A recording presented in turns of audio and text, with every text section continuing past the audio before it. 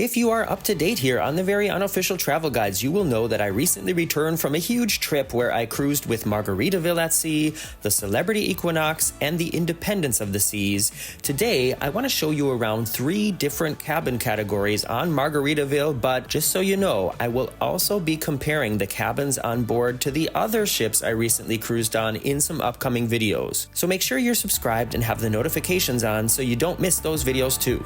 You might be surprised at how it all panned out and which ship actually had the worst cabins. All right, Margaritaville.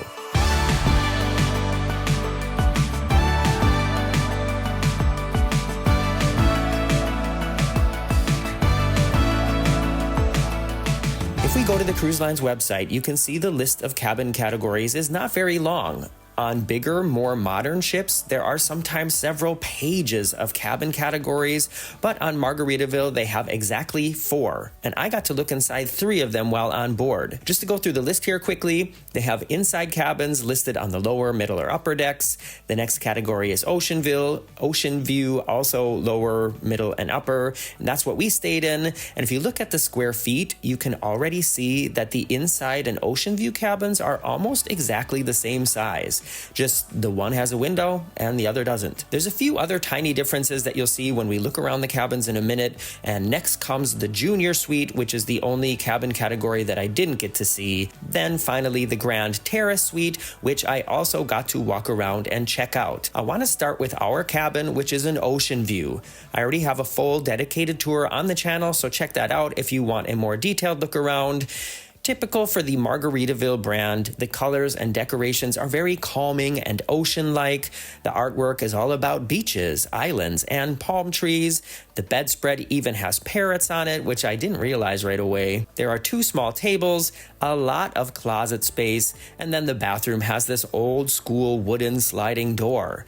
As far as cruise ship bathrooms go, this one is about average, if not slightly bigger than average, and there are Margaritaville brand soaps and shampoos included. All in all, most of the furnishings in the cabin seemed relatively new, with some normal signs of wear and tear. Speaking of wear and tear, like I said, make sure you check back for the upcoming videos of the Equinox and Independence. All right, now let's step inside an inside cabin. As mentioned, it's basically the exact same cabin, just without a window. The furnishings are the same, but one thing I noticed is this closet thing between the bed and the table is bigger in the inside cabins, and I'm wondering, is there an extra Pullman bed hiding in there, or why is it different?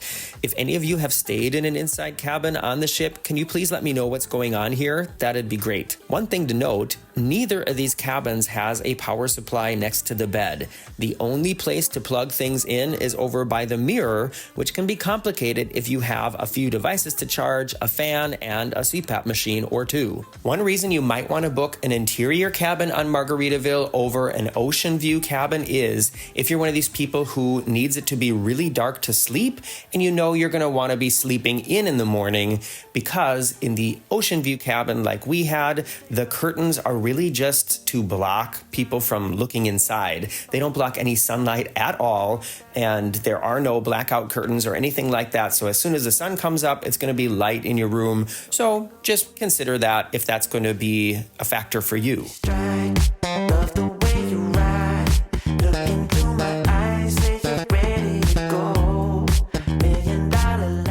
Moving on to the largest cabins on board, the Grand Terrace Suites. One thing that makes these suites special on board the Margaritaville at Sea Paradise is they are the only cabins with a balcony. If you take a look at the outside of the ship, you can see there are just a handful of these on each side, and as far as I know, every other cabin on board has no outside space or fresh air. Walking inside, they are very spacious compared to the other cabins, with separate bedroom and lounging areas. In fact, very similar to the grand 1-bedroom suites offered on Royal Caribbean's bigger ships.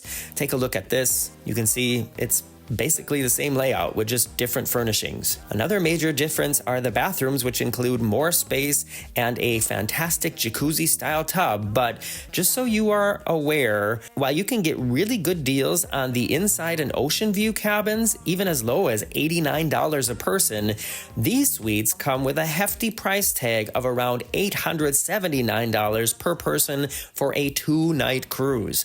I'm not sure I would be willing to spend that much for this, and I also couldn't find out what other amenities are included without actually booking the cabin. If you've cruised in a suite on Margaritaville, please let me know. Usually when you book a suite on other cruise lines, you not only get a bigger cabin, but you're also getting access to special things like free drinks, a butler, an exclusive restaurant, priority boarding, and things like that. So what do you think about these cabins on board Margaritaville? Is this what you were expecting the inside of the ship to look like? Anyone planning to cruise with the ship after watching these videos of mine about how surprisingly pleasant our experience on board was? It definitely wasn't perfect, but for the price we paid, it was a great alternative to staying in a hotel on land for a few days, and we would definitely do it again.